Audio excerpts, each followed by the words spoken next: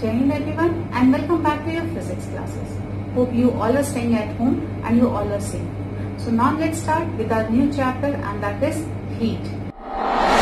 Now heat is going to be a very interesting chapter and we all will enjoy learning it. Heat is such a common word. We all know about heat, so many things about it, but what is the very first thing which comes into your mind when we talk about or when we spell out the word heat? Is it a bright sun, or a bonfire, or boiling water, or say sweating? These all things are associated with your heat, and these are very common things which see all around us. But when it comes to define heat, so when we have to put it into particular words or frame of words, we need to analyze and we need to explore heat. So talking more about heat, what I think so is that heat is desirable right from the beginning you wake up in the morning to the end when you go to sleep.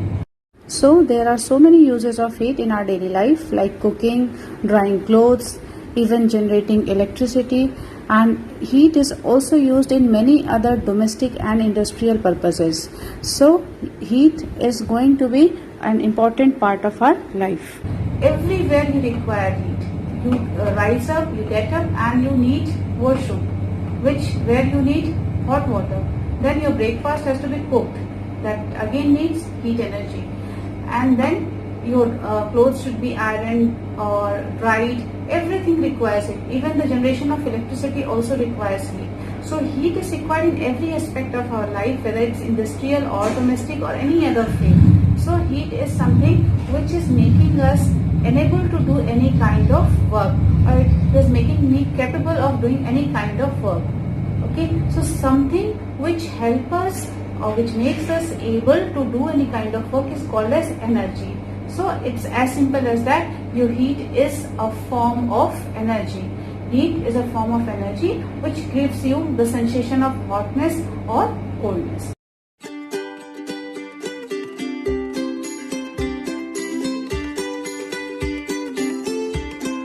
So we require heat in every aspect of our life, and it's so easily defined as a form of energy. The next thing which we require about heat is its units, as heat is measured in different systems of measurement, and there are one system which is being followed all over internationally, and that is SI unit system. So the SI unit of heat energy is known as joules. There are other units also, and those units are calories and ergs.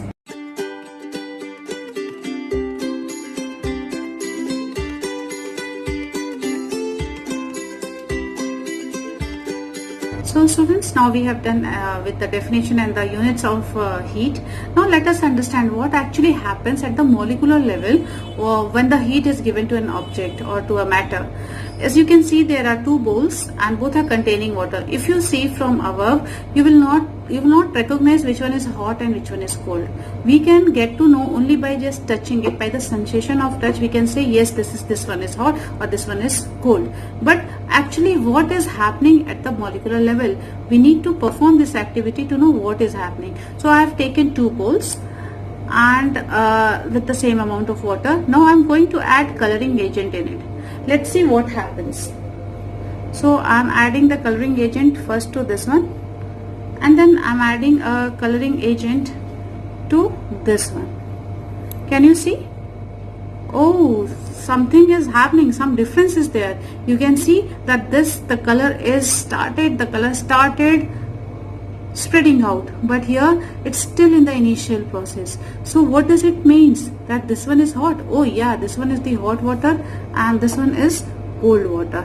Okay, so here you can see that colors is spreading fast because the molecules of water which are present in this heated bowl is moving very fast. They are moving very fast and are pushing the coloring molecules here and there so that it get spread faster.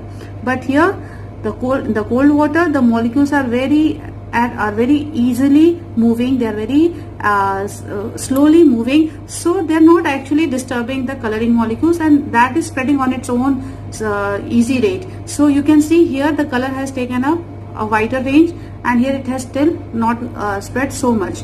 So this shows that at the the matter at the molecular level, the molecules will move very fast. They get energetic and they start moving very fast whenever heat energy is provided. Whereas in cold is nothing but absence of heat. So since the energy is less, so we don't find the molecules moving very fast. That how the molecules are actually acting out when the heat energy is present in a matter. They get more energetic and they start moving more fast. If you remember, there is last period in your class and the dispersal bell rings. You all feel so energetic, isn't it? And you all pack up your bag and you don't see, there is no limit to your happiness, and you start going out. It's the teacher who stops you there and does the dispersal in lined manner. So the kind of energy you can feel is the same which the molecules are feeling, and they start moving at their own place. So as every energy is having certain amount of effect on whatever matter it is being given, so as that heat energy is also having certain effects of its own. So now let us discuss some major effects which the heat. So students, now let's start with the effects of heat. Here we are going to study mainly the 4 effects of heat. The first one is expansion. As we know, whenever heat energy is given to any substance or any matter, the molecules gain energy and they start moving very randomly. In that process, they move away from each other and this results in expansion. A very good example is the gap which we give in the railway tracks. What happens due to heat? The railway tracks starts expanding, but because of gap, they do not overlap each other. Hence, the accident is prevented. The second effect is rise in temperature. So, rise in temperature, when we take out ice from the freezer, we know the temperature is somewhat around 0 degrees Celsius, but when heat is applied to it, so as it starts boiling, it becomes water and starts boiling, the temperature rises to 100 degrees Celsius. So this is rise in temperature whenever heat is given to any object. The third effect which we see is the change in the state of matter. If we see, like if we take ice and keep it on our palm, after some time, due to body heat, the ice gets converted into water. This is again the change in the state of matter due to heat. The last one is chemical and biological change, which is again very common change we see across our daily life. As the food is cooked with help of heat energy, this is obviously a chemical change, as you can't convert the cooked food into raw food. Similarly, for biological change, a very good example is the hatching of the eggs. In this case, the hen sits on the egg so that it can warm it and hatching becomes more easier. So these all were the effects of heat which we see in our daily life. Thus we can conclude that heat is an important part of our life. I hope you all have enjoyed today's class. We have learned so many things and we will continue in the next class with certain more interesting topics. Till then, take care.